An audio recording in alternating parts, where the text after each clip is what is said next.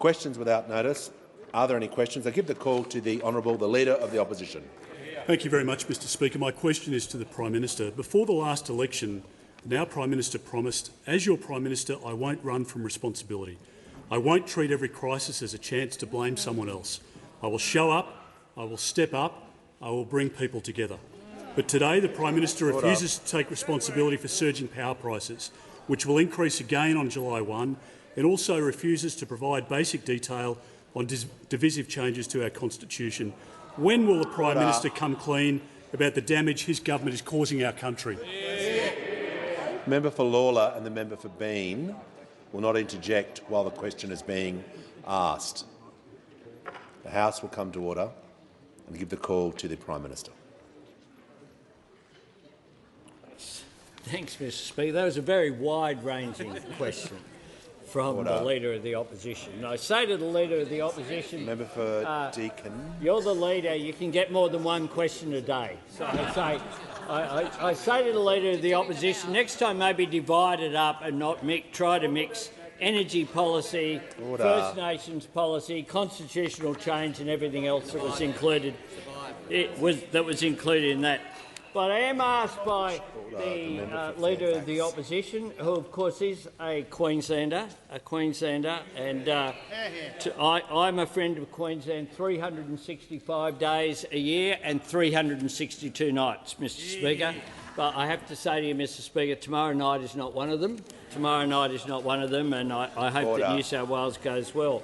But as a Queenslander, what the Leader of the Opposition would know is that for Queensland's 2.2 million households, they'll receive at least $550 off their power bills.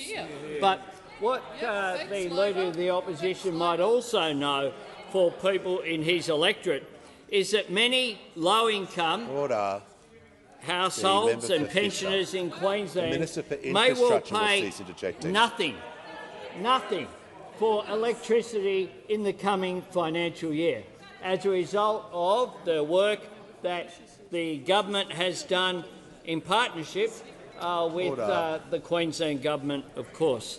And indeed, this change will make an enormous difference. And the Leader of the Opposition should, of course, know that, because he voted against this energy price relief. He voted against the $1.5 billion from us as part of a $3 billion commitment to energy price relief. And when it comes, to the voice to Parliament, with that seamless segue in that question that the Leader of the Opposition did, the words before the Parliament are very specific, and indeed the Leader of the Opposition probably should know that a second reading speech counts as well, has legal value.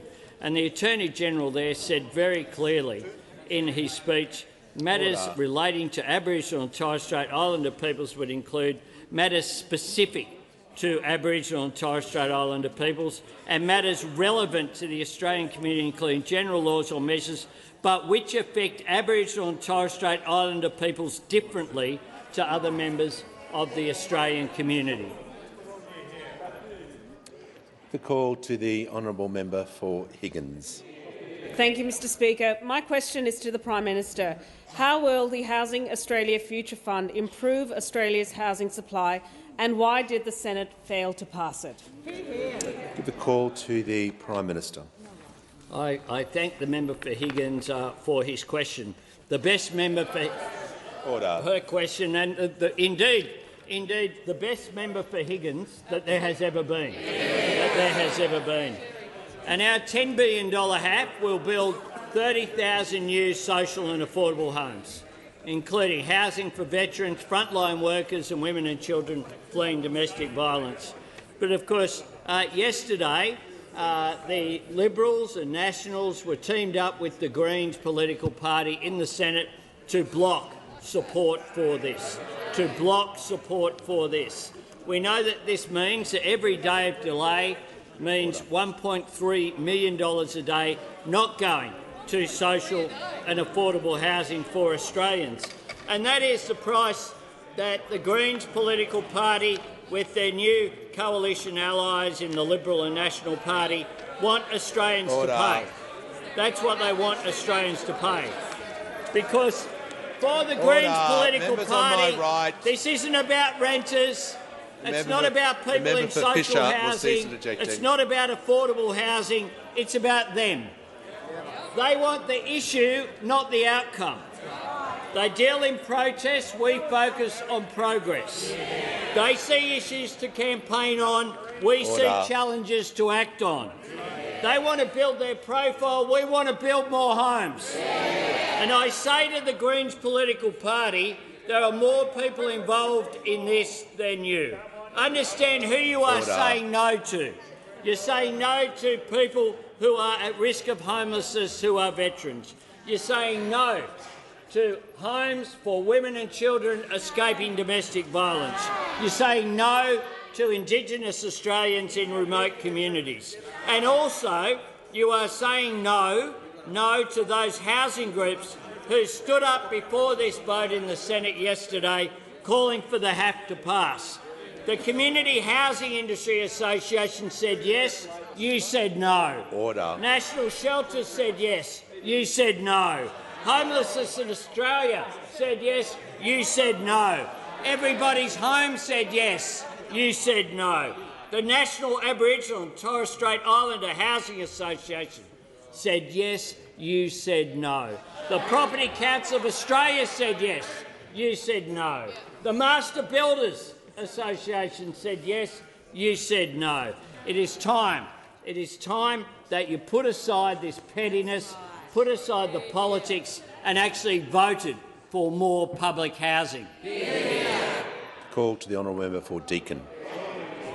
Thanks very much, Mr Speaker. My question's to the Prime Minister. Under this government, the cash rate's risen 11 times, from 0.35% to 4.1%.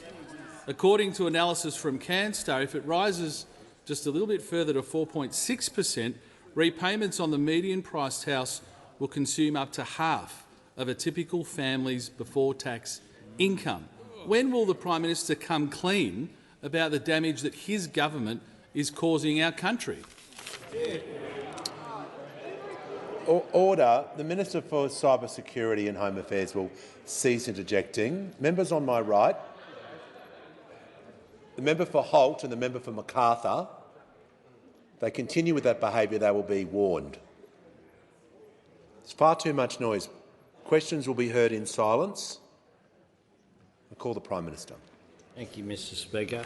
Well, he's replaced the Shadow Treasurer, but the Treasurer still can't get a question. Still can't get a question. Still can't get a question. But we do get the interjections from those opposite, Mr Speaker. The member for Deakin has asked his question. Prime Minister in continuation. Thanks very much, Mr Speaker. Well, the economic circumstances that we inherited were the largest deficit since the Second World War and $1 trillion of debt with little to show for it. Sluggish economic growth, productivity sliding backwards, latest quarterly rise. Order. The highest quarterly rise in inflation this century was on their watch, 2.1%. And of course, interest rates started rising on their watch. And what they did as a result of that, when you had the highest inflation growth of any quarter this century and interest rates beginning to rise, what their response was to hand down a budget that just splashed money everywhere. Splashed money everywhere and made the fiscal situation worse. And indeed put forward a budget that projected a $78 billion deficit. And what we did was turn that around. We turned that around so that the projection is for a $4 billion surplus. And we did that whilst we have the strongest jobs growth in the first year of any new government in Australian history. 465,000 new jobs created. For the first time, more than 14 million Australians have a job. And if you compare Australia's economic performance, GDP growth of 2.3%, is higher than all G7 countries. Our participation rate is higher than all G7 countries. Our employment growth is higher than all G7 countries. And our surplus, we're the only ones with a surplus. I understand that those opposite wouldn't recognise it, having produced record deficits, having presided over the first recession in Australia in 30 years. The member for Lyons continues with that behaviour. You'll be warned. The call to the member for Holt. Thank you, Mr Speaker. My question is to the Treasurer. Why are the Albanese Labor government's housing policies important for delivering a stronger economy? And what is blocking further progress? Give the call to the Treasurer. Thanks, Mr Speaker, for the call. Thank you to the member for Holt for her question and her community for the opportunity to work with her on housing affordability and cost of living pressures and a whole range of other economic issues. Mr Speaker, housing affordability is one of a number of economic challenges which we inherited from those opposite, which had been left to fester over a long and wasted decade. And we take responsibility for reforming and renewing our economy and making our communities more resilient. And that's why it's so important, under the leadership of this Prime Minister and this terrific Housing Minister, that we have a broad and ambitious agenda when it comes to housing. The $2 billion social housing accelerator announced on the weekend, National Housing Accord that we're working on with the states and territories, the biggest increase in Commonwealth rent assistance in 30 years, changes to the first home guarantee and regional first home buyer guarantee. All of these are important parts of our agenda. And I'll have an opportunity on Friday, Mr Speaker, when I convene the state and territory treasurers to advance our agenda on housing, including with two very welcome new faces in that group, Treasurer Saffioti and Treasurer Mookie as well. And this will be an opportunity consistent with the way that this Prime Minister leads our team and our country to bring people together to solve some of the big economic challenges that we confront together. And in doing this, we bring together the super funds and the investors, we bring together local government, the master builders and others, the community housing providers, to try and solve this problem which has been neglected for too long. And the same approach, Mr Speaker, applies to the Housing Australia Future Fund. As the Prime Minister said, community housing providers, advocates, all calling for the fund to be passed. National Shelter, Community Housing Industry Association, National Aboriginal and Torres Strait Islander Housing Association, all calling for the Housing Australia Future Fund to be passed, Mr Speaker. And when the Greens are teamed up with the coalition in the Senate, they turned their back on all of those organisations and they turned their back on vulnerable Australians who desperately need this government to build tens of thousands of new social and affordable homes. And what the Greens showed in the Senate, Mr Speaker, is they care more about retweets than renters. They care more about TikTok than housing stock. When it comes to the crunch, Mr Speaker, with all of the flowery speeches and all the rhetoric in this place, when it actually came to the crunch, when the Greens had the opportunity to work with Labor to build more social and affordable homes, or to side with the coalition of cookers which sit opposite, they chose the coalition of cookers. And it will show in the Hansard for all time that when the Greens were given— Treasurer will pause. Just get him to withdraw that last remark. I'll withdraw, Mr Speaker. When they were given the opportunity to vote for more social housing, they squibbed it and they left people hanging. Before I call the member for Curtin, I have a couple of acknowledgements I'd like to do.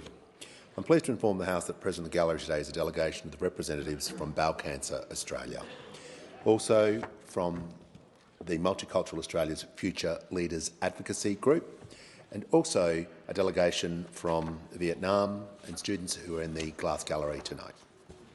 A warm welcome to you all. Give the call to the member for Curtin. This is a question for the Prime Minister. There's an unhealthy codependency between government contractors and political parties. On average, Australia's major parties are pocketing $430,000 every single year in donations from the Big Four consultancy firms. In return, Labor and the former coalition government have handed them contracts worth billions, $1.4 billion last year alone. Will the government follow other OECD countries and ban political donations from significant government contractors? Order. The member for Moreton will cease interjecting, so will the member for Riverina. Prime Minister has the call. I thank the member for Curtin for her question, and note that there was a lot more money raised for the Curtin campaign than there was for Greenlaw. I do make that point, Mr Speaker. I do make that point. I do make that Order. point. The member for Petrie. And it was a good campaign, and I'm pleased that she's here. I say congratulations. Congratulations. Order. I don't know who the Labor candidate was for Curtin, but I don't think they thought they were going to win, Mr Speaker. The fact is that what we have done as a government is to employ more public servants in order to reduce the reliance on contractors. Exactly right. That is what we have done. We are addressing these issues because what we understand is that you've got to rebuild the Australian public service. We understand that public service is an honourable profession, and we have given respect so that every single one of my ministers had... Order. The Prime Minister will pause. Order. I'll hear from the member for Curtin on a point of order. A point of order on relevance. The question is about banning political donations. No, the question also include order. The question included a preamble about government contracts.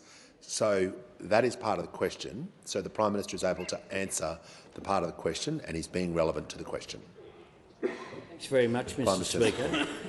And indeed, every single one of my ministers has been down to their department, not just to meet with the secretary and the deputy secretaries and the senior people, but to meet with the people on the front line, whether they be people in Minister Shorten's portfolio in Centrelink, whether they be the people working in Amanda Rishworth's portfolio, whether they be the people in the Department of Environment with the Minister for the Environment, to say thank you, and we honour the work that they do. But what we are doing very clearly, if you look at where we're at, we are seeking to rebuild the public service exactly so we're not as dependent upon contractors as happened over a period of time. Over a period of time, more and more, for things that should be the automatic function of government, getting advice to public servants in an independent way, whereby no one can argue that there's any private sector connection or profit motive involved, that you get that advice to government. I believe that will lead to better government. It's something my government is committed to. It's something that we're implementing in practice, and it will make a difference and produce better government in this country. Give the call to the honourable member for Macon. Thank you, Mr Speaker. My question is to the Minister for Housing and Homelessness. How is the Albanese Labor government getting on with the job of making sure more Australians have a safe and affordable place to call home? And what is blocking long-term certainty to build more social and affordable homes? Give the call to the Minister for Housing, Homelessness and Minister for Small Business. Thank you, Mr Speaker, and I want to thank the member for Macon for that question. Order. I know that he, like many of us in this place, wants to see more Australians have a safe, affordable place to call home. I know that he also has been very supportive of the government's broad housing agenda that we have been busy implementing. Indeed, Mr Speaker, last weekend on Saturday we did announce the $2 billion social housing accelerator that will help build thousands of homes across Australia and help get those Australians who've been waiting on public housing lists into a home. Mr Speaker, we also, of course, unlocked the $575 million coming out of the Jobs and Skills Summit, and we have homes under construction today in Australia because of that. And then in our first budget we had the Housing Accord. We have made changes to the Family Home Guarantee, and with more changes to come on 1 July. In our last budget we made changes to Build to Rent. We increased the Commonwealth Rent Assistance and, of course, our $2 billion in additional financing for more social and affordable homes, Mr Speaker.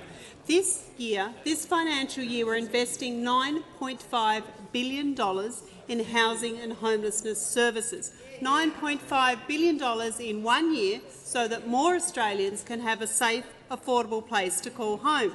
Because it's all about people, Mr Speaker. It's about those Australians who are doing it tough, those Australians that need a roof over their head and need it today. But what we saw yesterday with the Housing Australia Future Fund in the Senate, of course, is disgraceful. Mr Speaker, I can't put it any other way. When we have Australians who are doing it tough, when we have people languishing on public housing waiting lists, when we have women and children fleeing family violence, older women at risk of homelessness, veterans at risk of homelessness, and we have the Liberals and the Nationals teaming up with the Greens to block this important legislation in the Senate that will deliver 30,000 social and affordable rental homes in the first 5 years of the fund. Mr Speaker, as we've heard, frontline service providers, community housing providers, construction industry members all support the Housing Australia Future Fund and it getting through the parliament. But, Mr Speaker, the truth is this fund would actually provide $500 million each and every year on top of other government programs for social and affordable housing. It will provide a pipeline so community housing providers in the construction sector can plan and know that this funding is coming. The truth is that future funds work. Those opposite actually implemented some. And of course the Leader of the Greens was advocating for one previously. Now apparently they're opposed to them. The truth is this fund does deliver for renters because they're rental homes we're talking about. The truth is the federal government cannot force the states to do rent caps. The truth is that our fund will work and some of the things that those opposite are talking about will not work. Mr Speaker, we're getting on with the job of delivering more homes. Has concluded. The member for Fisher and the member for O'Connor. I want to hear from the Deputy Leader of the Opposition. My question is to the Minister for Indigenous Australians. Which policy area, portfolio or government department would the Voice not deal with? Order. Give the call to the Minister for Indigenous Australians. Can I thank the member for Farah for her question? In the second reading speech, the Attorney-General said that the primary function of the Voice will be, and I quote, making representations to the Parliament and the Executive Government about matters relating to Aboriginal and Torres Strait Islander peoples. Matters relating to Aboriginal and Torres Strait Islander peoples would include matters specific to Aboriginal and Torres Strait Islander people and matters relevant to the Australian community, including general laws or measures but which affect Aboriginal and Torres Strait Islander peoples differently to other members of the Australian community. Member for Lawler. The Voice will not be required to make a representation on every law, policy or program. The Voice will determine when to make representations by managing its own priorities and allocating its resources in accordance with the priorities of First Nations people. In addition, the provision we are putting to the referendum makes clear that the power of the Parliament will not change. Subsection 3 says, the Parliament shall, subject to this Constitution, have power to make laws with respect to matters relating to Aboriginal and Torres Strait Islanders. Order. With respect to matters relating to the Aboriginal and Torres Strait Islander Voice, including the composition, function, powers and procedures. Let me be clear, Mr Speaker. There will be no change to how the Parliament operates. The Voice will not run programs.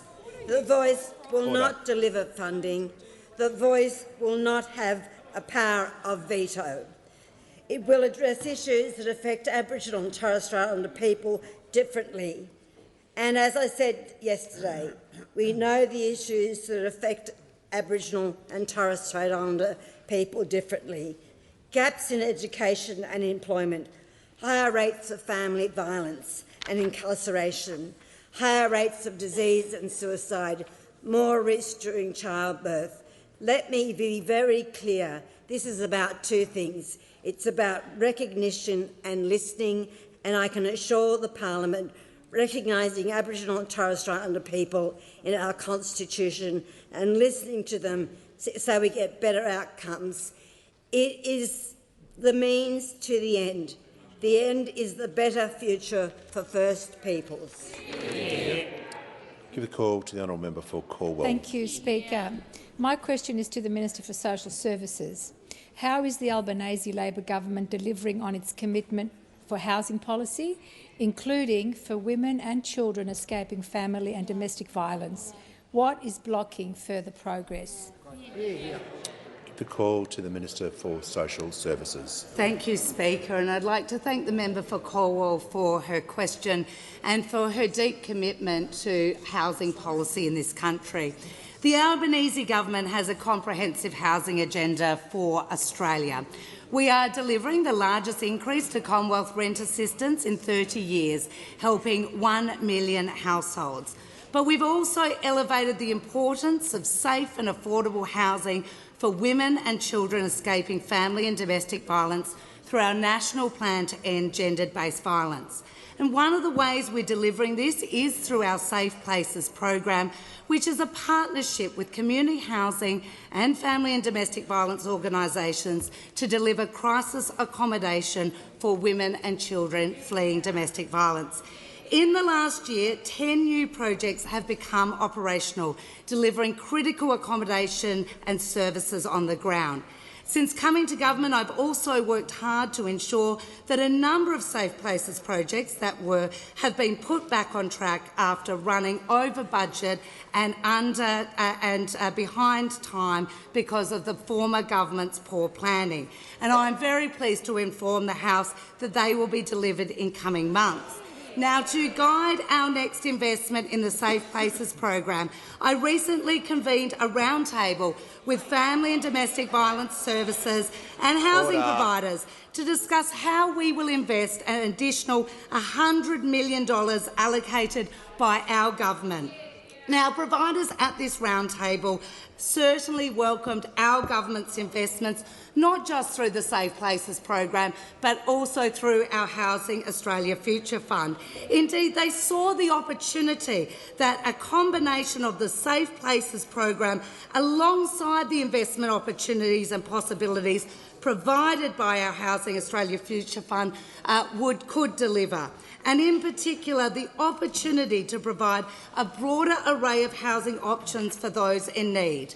It was therefore disappointing to see this important investment being blocked by the Greens and the Coalition, who are more interested at playing politics than seeing tangible delivery. This delay is a lost opportunity and has real-life impact. If those opposing more housing on the ground won't listen to the government, they should listen to those working on the front line about this impact. Ivan Simon from the National Aboriginal and Torres Strait Islander Housing Association said his staff had spent the last 18 months preparing 3,000 properties to start construction as soon as the bill was passed, which may not happen now because we may have missed the boat. This is what is happening as a result of delay. Order. It is time for the Coalition and the Greens to listen to those building housing. The member for Page. Give the call to the honourable member for Deakin. Mr Speaker, would the minister like to table the document that she read word for word from? Oh. Was the minister reading from confidential documents?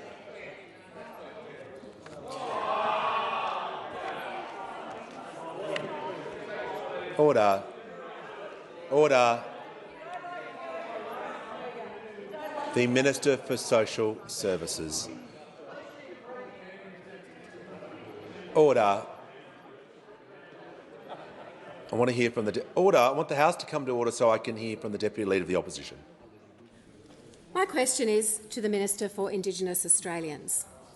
Would the Voice be able to make representations to the Chief of the Defence Force on military acquisitions or the location or operation of military bases? Mr Speaker, the Prime Minister is laughing at me. Can I repeat the question?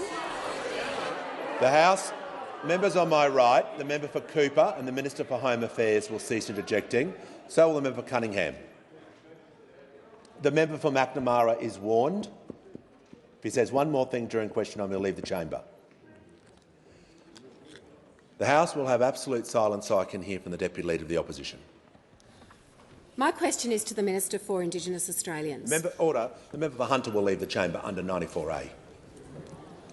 Would the Voice be able to make representations to the Chief of the Defence Force on military acquisitions or the location or operation of military bases? Order. Give the call to the Minister for Indigenous Australians. Can I thank the member for Farrer for her question? And I can only repeat what I have already said, is that the Voice will make representations that affect Aboriginal and Torres Strait Islander people. But the Voice will not run programs, it will not deliver funding and will not have the power of veto. The Attorney-General was very clear in his second reading speech about specific matters to Aboriginal and Torres Strait Islander program, to Aboriginal Torres Strait Islander peoples and matters relevant to the Australian community. I repeat that, and make matters relevant to the Australian community, including general laws and measures that affect Aboriginal and Torres Strait Islander people. And I am so pleased that the member for Farrer has such a thorough idea of what those things are. I can tell you what the Voice will not be giving advice on. It won't be giving advice on parking tickets. It won't be giving advice on changing Australia Day. Order. Members on my left. It will not be giving advice on all of the ridiculous things that this side has come up with. Order. The Minister will pause. The member for Barker, I'm trying to hear the Deputy Leader on a point of order. She has the call. Mr Speaker, on relevance, it's a yes or no question that goes to a very important area of public policy. And if the Minister for Indigenous Australians cannot answer it, she could choose to hand the question. Resume your seat. Or the Attorney-General. Order. Order.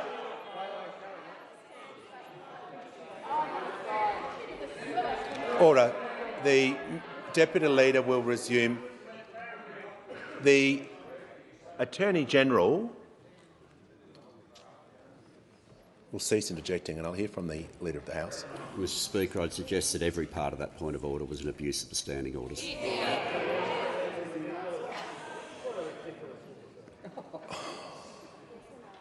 The Minister will continue. I want to be clear, she's being relevant to the question. The question was about the Voice and what it is able to make representations on. She's giving context and she's outlining, and I just heard the word say what it won't do, so I can't imagine how she can be more relevant to the question. So I'm giving her the call and she'll be heard in silence.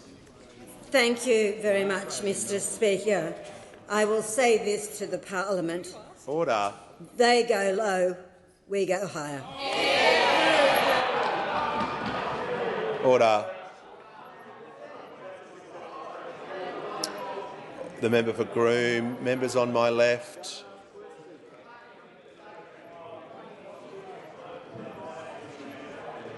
Order. The Minister for Resources will cease interjecting. Give the call to the member for Swan. My question is to the Minister for Resources. How will the new National Critical Minerals Strategy drive the development of Australia's critical mineral sector and help Australia reach net zero? What approaches has the government rejected? Give the call to the Minister for Resources and the Minister for Northern Australia. Thank you very much, Mr Speaker, and I thank the member for Swan for her question. As a former resources worker, she knows very well the great value of the resources sector and the critical mineral resources sector to the economy of Australia. Mr Speaker, today I released Australia's new National Critical Minerals Strategy, which establishes a framework to grow Australia's critical minerals sector. Mr Speaker, the minerals required, as you may know, to develop a standard solar panel include, but are not limited to, gallium, indium and silicon, all of which are presently on our critical minerals list, and several important minerals also like aluminium and zinc. Silicon is used to generate electricity in solar panels, while aluminium is the ideal metal for the frame that contains a solar panel because it is lightweight, conducts heat, durable and can be easily recyclable.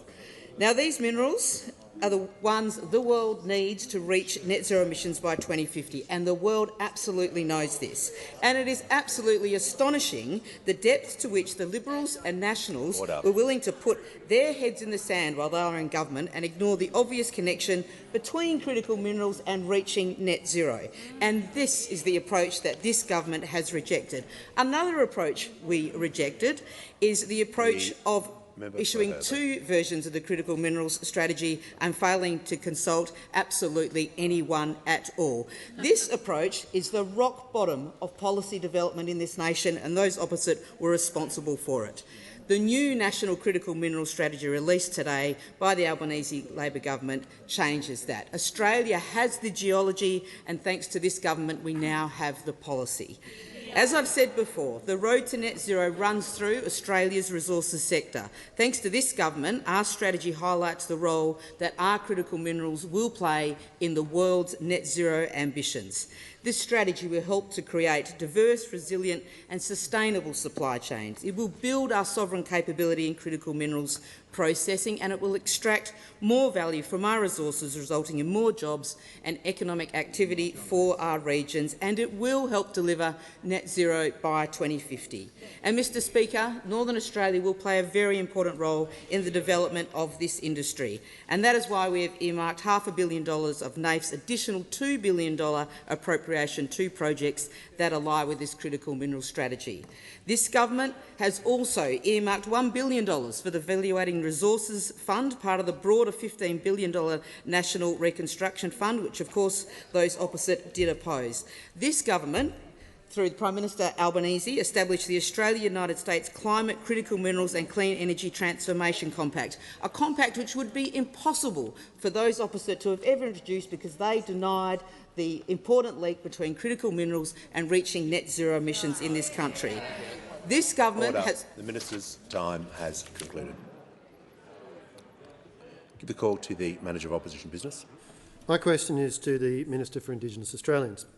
Does the minister have full confidence in Thomas Mayo remaining on the referendum working group when he referred to the powers that be as murderers and sees the voice as the first step towards reparations and compensation?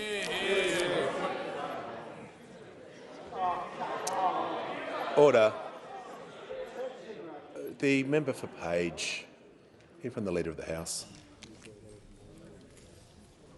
I'll hear from the Leader of the House. Thanks. In terms of issues for which a minister can be responsible, to be bringing in individual comments like that just goes way beyond. Order. I'll hear from the Manager. Well, Mr Speaker, standing orders are very clear. A minister can only be questioned on the following matters for which he or she is responsible or officially connected: public affairs or administration. Now, this is squarely within the responsibilities of the Minister for Indigenous Australians. The question is in order. I'll call the Minister for Indigenous Australians. Thank you, Mr Speaker, and I think thank you to the member for the question. I will say three things. The voice is about doing things differently. What we have been doing for many decades, despite the best will in the world, has clearly not worked. And that's what I outlined yesterday with life expectancy, educational outcomes, housing, employment. I spoke to an Aboriginal elder this morning, and she spoke about the moral authority that this would give her people. In relation to the issues that the Voice is responsible for, I can only make this point. It does not have a capacity to fund anything? We give a call to the member for Blair. Speaker, my question is to the Minister for Climate Change and Energy.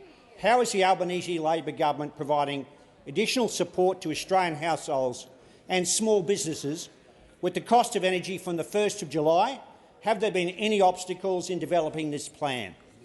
Give a call to the Minister for Climate Change and Energy. Well, thanks very much, Mr Speaker. I thank my honourable friend for his question. I'm very pleased to tell him that on the 1st of July, just like in so many other policy areas, there will be real and material relief provided by the Albanese government when it comes to cost of living. And in relation to energy, there will be more than 5 million houses right around Australia that receive energy bill relief. And, Mr Speaker, I'm very pleased to inform the honourable member for Blair and your good self, sir, that 1.1 million of those households will be in Queensland, and the average bill relief avoided, or the average bill relief received, increase avoided for Queensland families will be $819. That's for those families that receive the rebates, the impact of our coal and gas caps and our bill relief that was legislated last December and was opposed by those opposite. Those opposite opposed that relief for 1.1 million Queensland households. They opposed the bill relief right across Australia. And also, Mr Speaker, that relief also applies to small businesses. And there are around 1 million small businesses that will receive relief, and 205,000 of those businesses are in the great state of Queensland. 205,000 businesses that will receive bill relief and reduced bills as a result of the action of the Albanese government in Queensland that was opposed by those opposite. But of course, we know there's more to do as well. In addition to that, we know that long-term bill relief, long-term steps to reduce energy bills really come through investing in energy efficiency and in renewable energy. Businesses around Australia know what the opposition does not know, that renewable energy is the cheapest form of energy available in Australia. So businesses sends them off every time, Mr Speaker. Sends them off every time when you talk about renewable energy being the cheapest. In they come with the old anti-renewable energy interjections. We had a serving Liberal National Party senator today say that climate change is a scam. Senator Rennick today claimed that climate change is a scam. They didn't get the memo from the Australian people last May, Mr Speaker. But businesses know that they need to invest and are investing in renewable energy and energy efficiency, but they need support to do so. So the tax concession announced by the Treasurer on budget night, the 20% tax concession for those investments, is vital and will apply to up to 3.8 million businesses across our country. 3.8 million small businesses will have that relief available, delivered by the Albanese government. That's part of our $1.7 billion energy relief program for energy efficiency and renewable energy, which will apply to households, which will apply to businesses, and as announced last week, will apply to local governments as well, to help them reduce their rates bill by converting to renewable energy and energy efficiency. That's what this government does. On the 1st of July will be a good day because that relief will begin to flow, will apply to energy bills after that day, and that's a very good thing. Before I call the member for Mayo, I'd like to advise the House that in the gallery also is the Women's Empowerment and Leadership and the interns. A very warm welcome to you all. Give the call to the honourable member for Mayo. Thank you, Mr Speaker. My question is to the Minister for the Environment. It's now recognised that supply projects will only return a maximum of 425 of the 605 gigalitres, and efficiency projects will only return a maximum of 50 of the 450 gigalitres by the planned statutory deadline. Will the government negotiate a Murray-Darling Basin Plan 2.0 to protect our river and the environment? Give the call to the Minister for the Environment and Water. Thank you, Mr Speaker, and I want to thank the member for Mayo for her question. I know that she is absolutely committed to seeing the Murray-Darling Basin Plan delivered in full, as we are on this side. And I know that this is a particular issue for South Australians. Although there's been a lot of water in the system in the last couple of years, we know that the dry years are just around the corner again, and that is why it is so important, both for environmental reasons, for drinking water reasons, for economic reasons, of industrial development, and also for agricultural reasons, to make sure that we are taking a sustainable amount of water out of the Murray-Darling Basin system. Now, sadly, in the last decade, before the change of government, we saw the Murray-Darling Basin Plan tied up in brown tape. We had a government in those opposite, when they were sitting on this side, who did everything they possibly could to sabotage the Murray-Darling Basin Plan. The Deputy Leader of the Opposition will cease interjecting. The Minister in continuation. Not a lot of irrigators on the Gold Coast, but anyway. Order. Order. Yeah, they're not buying apartments on the Gold Coast. Order. Back to the member for Mayo's question, because it really is a very substantial question. We know that both on the infrastructure projects, if I can put it that way, that are supposed to return water to the system, they are behind time, they are over budget in some cases, and they won't deliver what they were originally said to deliver.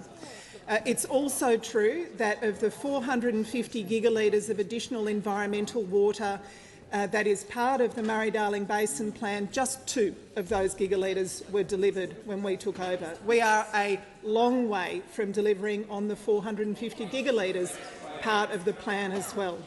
I can assure the member for Mayo that we are working very closely with state and territory governments across the Murray-Darling Basin system. The Minister will pause.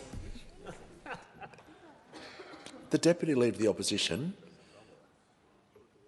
will cool it for the remainder of this question. The Minister has the call. Thank you. Thank you, Mr Speaker. We're a long way from delivering on the infrastructure-type projects. We're a long way from delivering on the 450 gigalitres because so little was achieved under those opposite. In fact, about 80% of all water that has been recovered towards the Murray-Darling Basin Plan was done when we were last in government and since we've come back to government.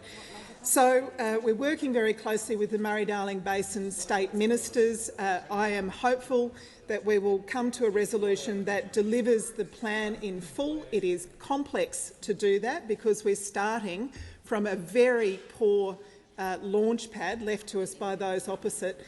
But I know why the member for Mayo is so concerned, and I am.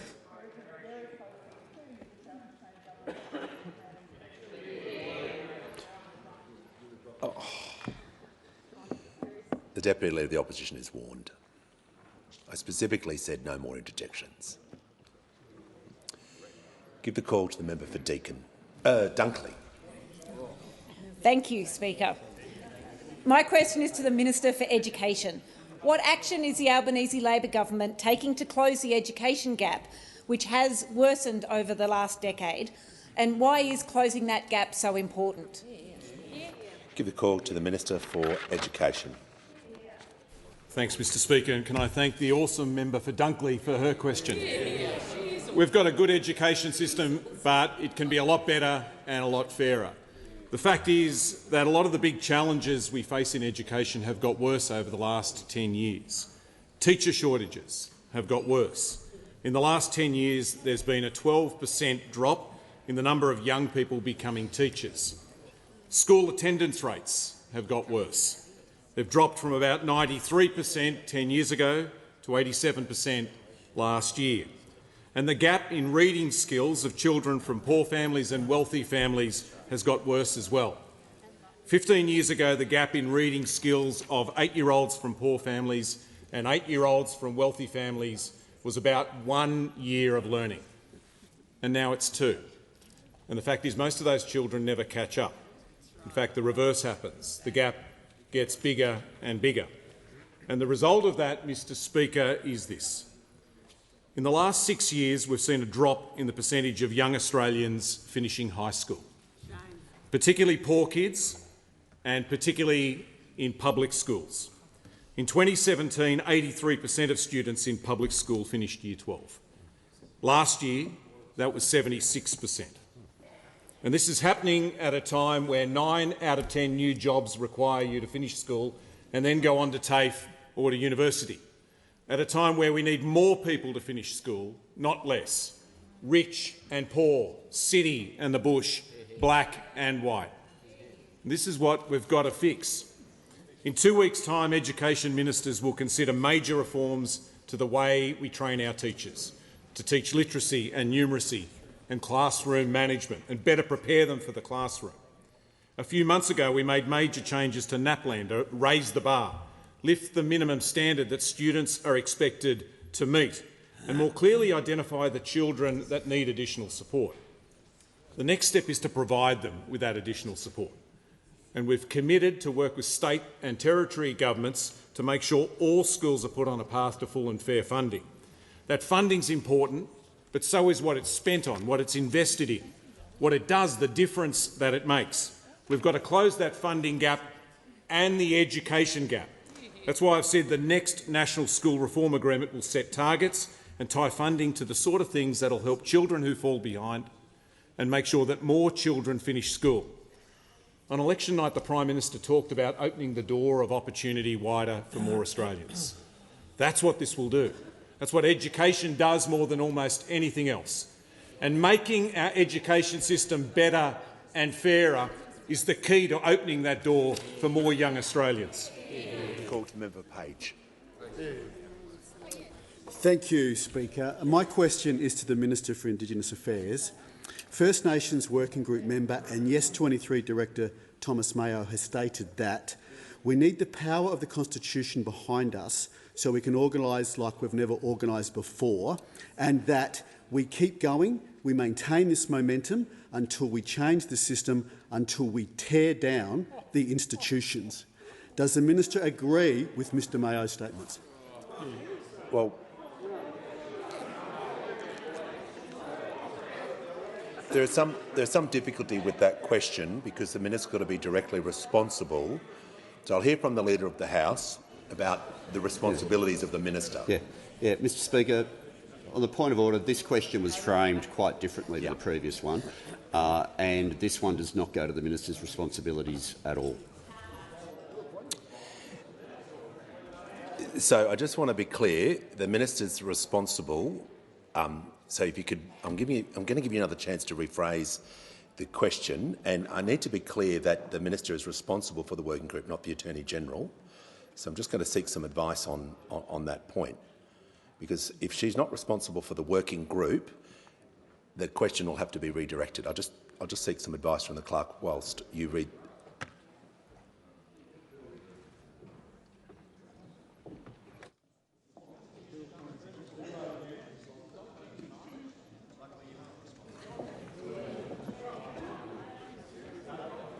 All right, I'll just give the Minister, the Shadow Minister, the opportunity to rephrase the question. The Leader of the Opposition, point of order. Well, Mr Speaker, it might help you in your ruling to understand, as I do, that the Minister for Indigenous Affairs makes the appointments of the people, including Mr Mayo, to the referendum working group. The work of the working group is solely within responsibility of the Minister. The Minister meets regularly with the working group, has provided support to the working group, in fact is funded, as I understand it, by the Minister's department, the Secretariat, the costs of Mr Mayo and others to travel around the country, and on that basis I put it to you that it is squarely within the Minister's responsibility. I'll invite the member Page to rephrase the question so it is the Minister's responsibility. Thank you, Speaker. My question is to the Minister for Indigenous Affairs. The First Nations Working Group member and Yes23 Director Thomas Mayo has stated that we keep going, we maintain this momentum until we change the system, until we tear down the institutions. Given that the Minister is responsible for the working group and the people on that working group, does she agree with Mr Mayo's statements? Order, order, order. Members on my left. I'll hear from the Leader of the House.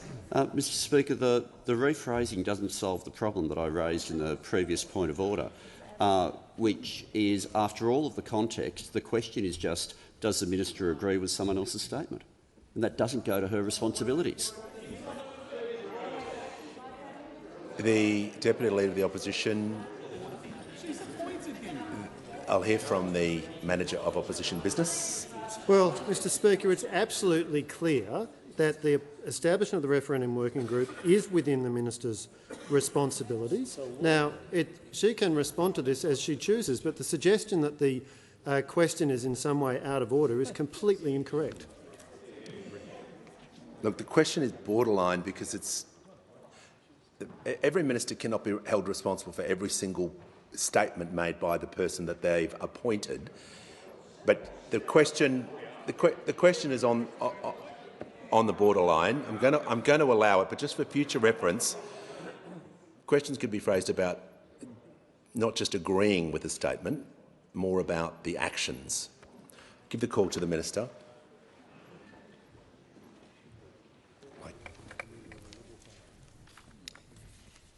What we have in this nation is a group of people that are poorer, sicker, more incarcerated and die earlier than anyone else.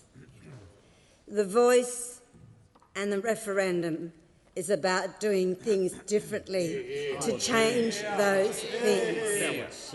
It is not about individual statements of people that are involved in this. I am not responsible for what other people say, but I tell you what I'm responsible for. I'm responsible for what I say and what I do. And in every step of the way, I have conducted myself with integrity, I have conducted myself properly, and I have conducted myself with honesty. I have embraced every single person in this parliament if they wish to participate. The working group has provided advice on a number of occasions, including to the Leader of the Opposition and the then Shadow Minister for Aboriginal Affairs on 2 occasions. So do not use ridiculous, underhand notions that you're using because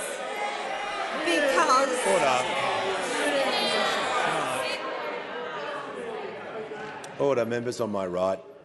The minister will pause, and the member for McNamara will leave the chamber under 94A for that statement.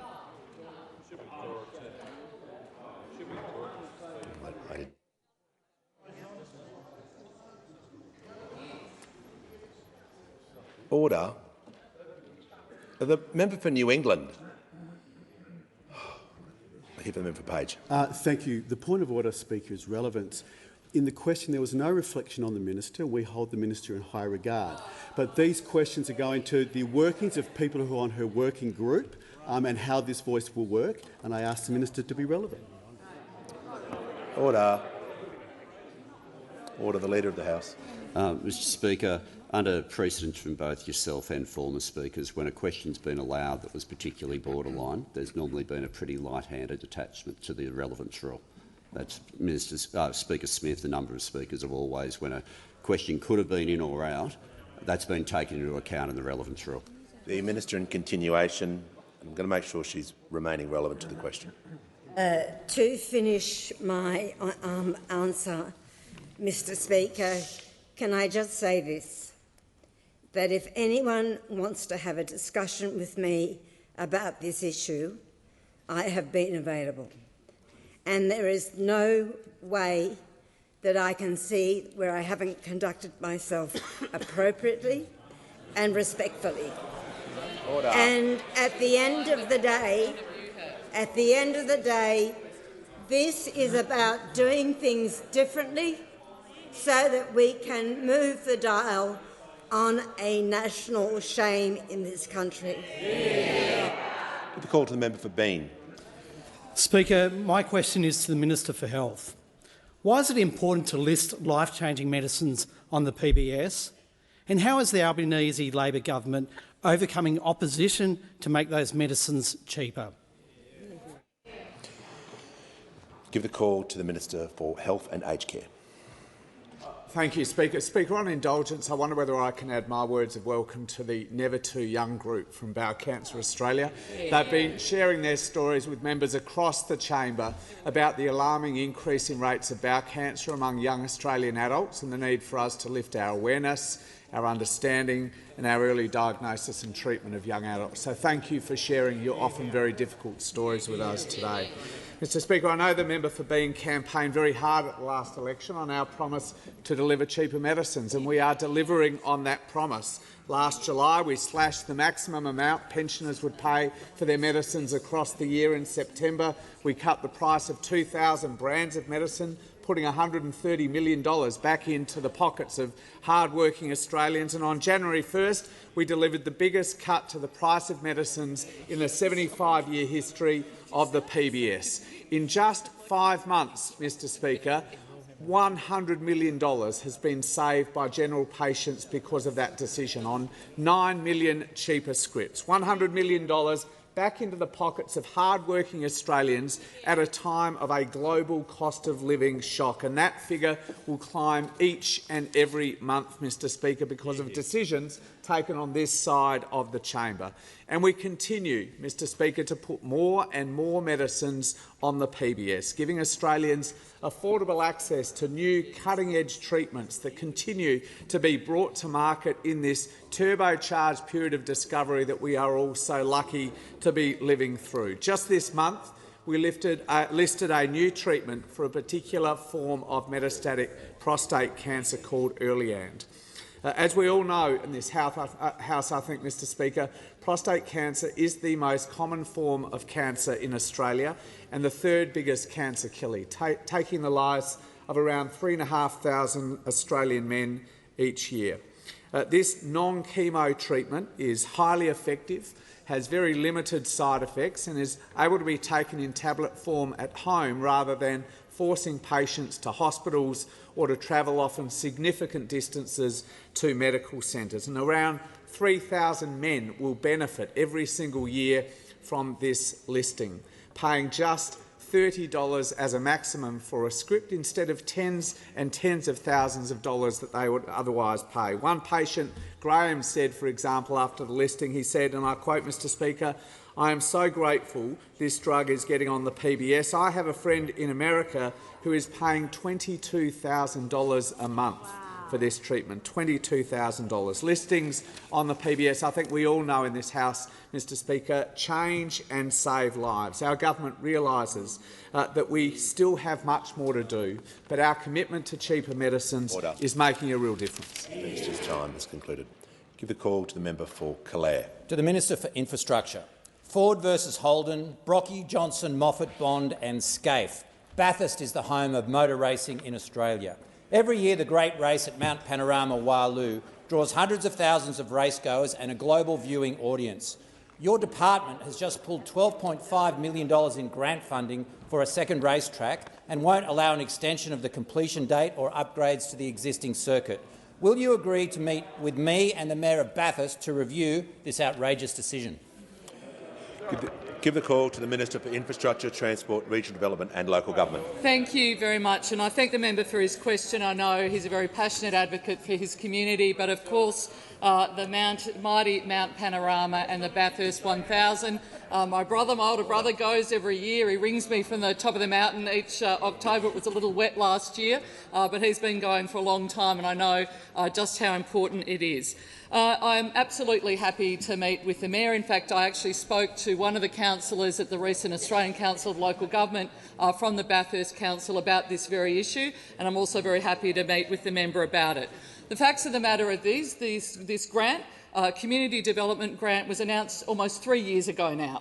There's been significant problems with planning approvals for the second racetrack, and the council has informed us that it is unable to meet the deadline to build this racetrack by 2026. That's how long they've got to actually get this done.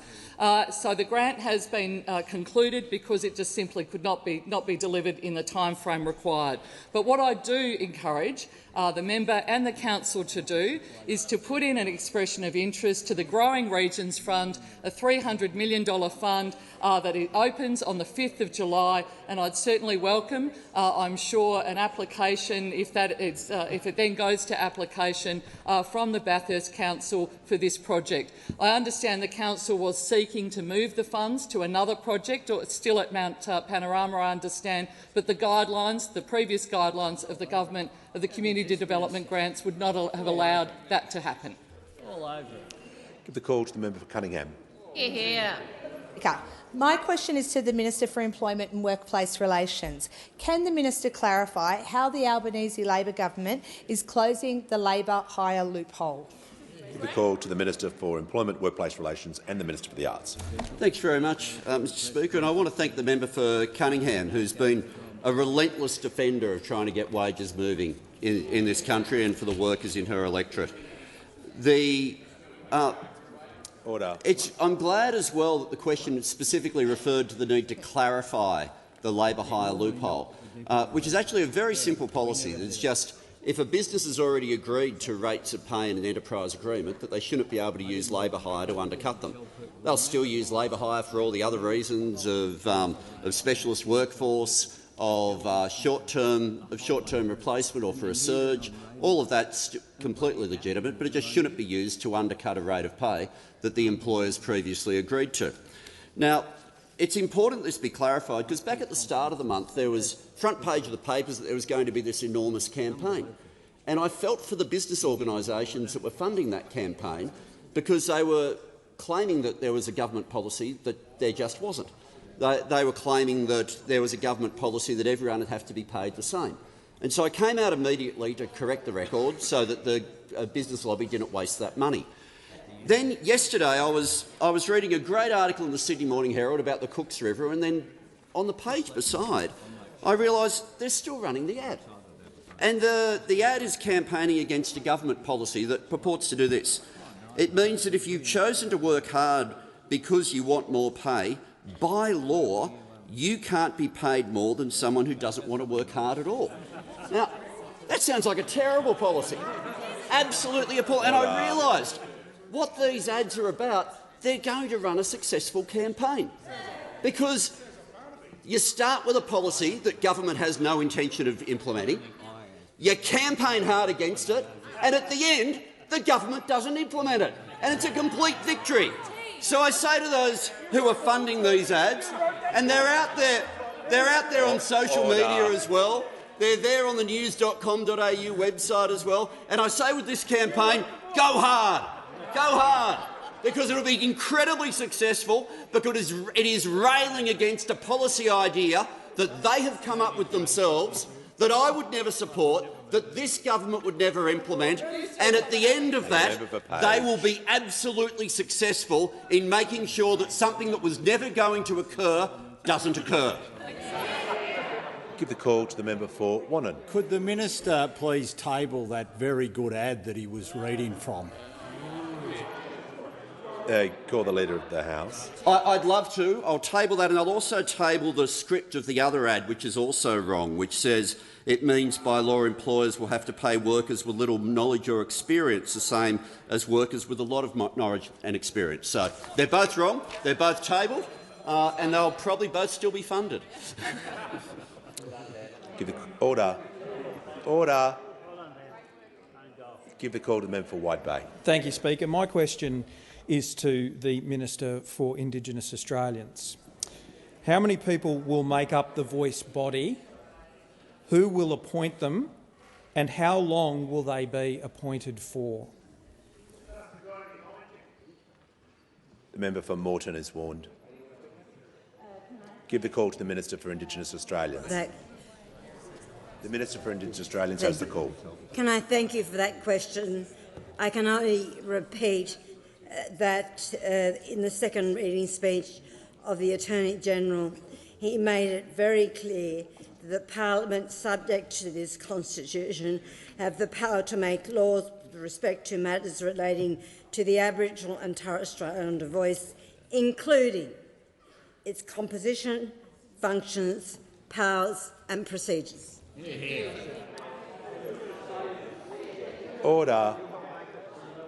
Give the call to the member for Bruce. Thank you, Mr Speaker. My question is to the Minister for Immigration, Citizenship and Multicultural Affairs.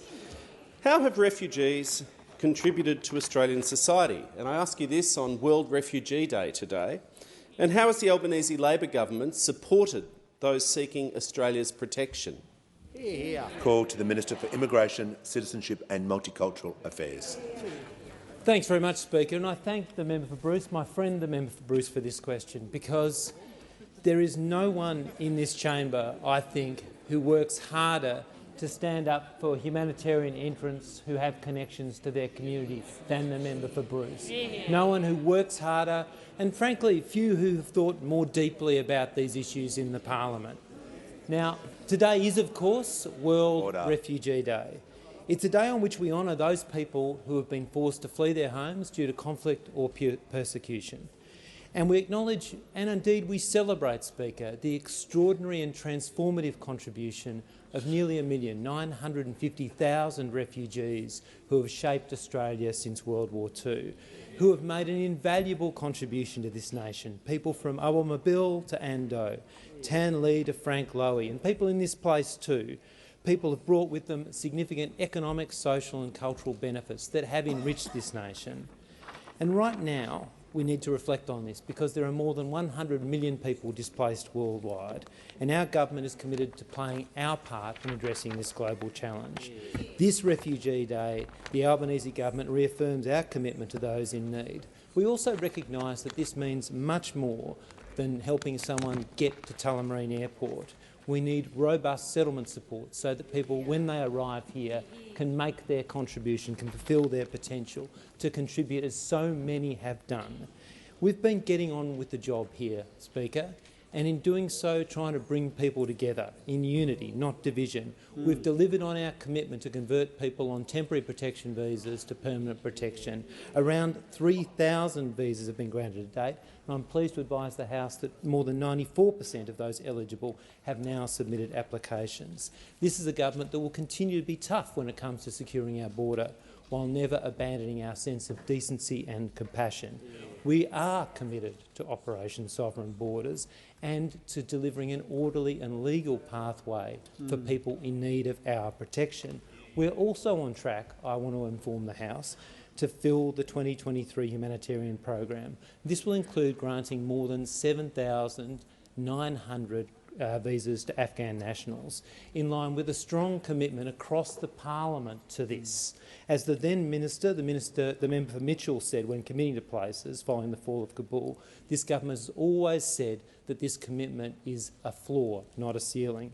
This is consistent with our government's approach, because we are determined to do more, and we are determined also to change the tone of this debate in this building and in our communities, to a debate that's anchored in compassion and generosity and the fair go, the essence of the Australian spirit, something that of course has been enriched by nearly 1 million refugees. For the Prime Minister.